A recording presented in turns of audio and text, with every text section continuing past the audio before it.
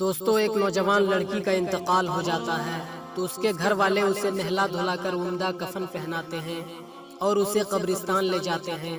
قبرستان لے جانے کے بعد اس کے لیے قبر کھودی گئی۔ جب لوگوں نے قبر کھودی تو کیا دیکھتے ہیں کہ اس قبر میں ایک زہریلا سانپ موجود ہے۔ لوگوں نے جب اس سانپ کو دیکھا تو ڈر کے مارے اس قبر کو بند کر دیا اور پھر اس کے لیے دوسری قبر کھودی گئی تو لوگوں نے دیکھا کہ اس قبر میں بھی ایک زہریلا سانپ موجود ہے۔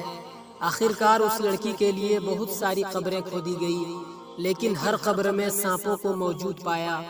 آخرکار لوگوں نے عالم دین سے مشورہ لیا کہ آخر اب کیا کیا جائے، تو انہوں نے کہا کہ اس لڑکی نے دنیا میں کوئی بڑا گناہ کیا ہوگا جس کی سزا اللہ تبارک و تعالی اسے دے رہا ہے۔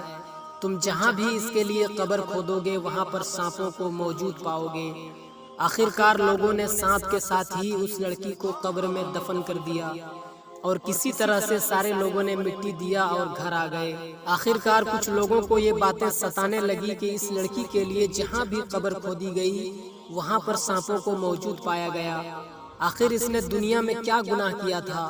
کچھ لوگوں کے دل میں یہ جاننے کی خواہش پیدا ہوئی۔ آخرکار کچھ لوگ اس لڑکی کے والد صاحب کے پاس آئے اور انہوں نے کہا کہ آخر آپ کی بیٹی دنیا میں کیا گناہ کرتی تھی جس کی وجہ سے اللہ تبارک و تعالی اسے سزائیں دے رہا ہے اور اس کی قبروں میں سانپوں کو مسلط کر دیا ہے۔ اتنا سننا تھا کہ اس کے والد رونے لگتے ہیں اور روتے ہوئے انہوں نے کہا کہ مجھے یہ باتیں بتانے میں شرم آتی ہے لیکن سنو اور اپنی بیٹیوں کو سمجھاؤ۔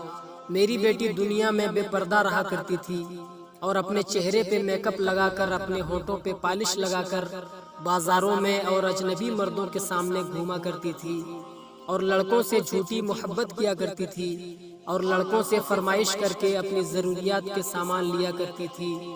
ہم نے اپنے لڑکی کو بہت سمجھایا لیکن میری بیٹی میری باتوں کو نہیں مانتی تھی اور الٹا مجھے ڈانٹتی تھی۔